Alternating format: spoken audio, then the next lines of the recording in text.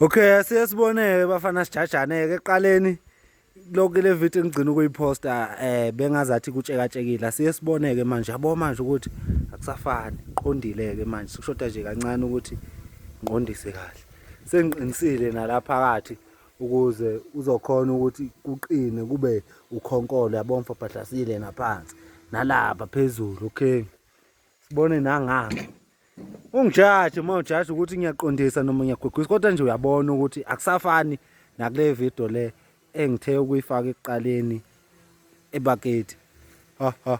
Yabona lokho ile nto le egwegwisayo ile nto le yiyo le yebo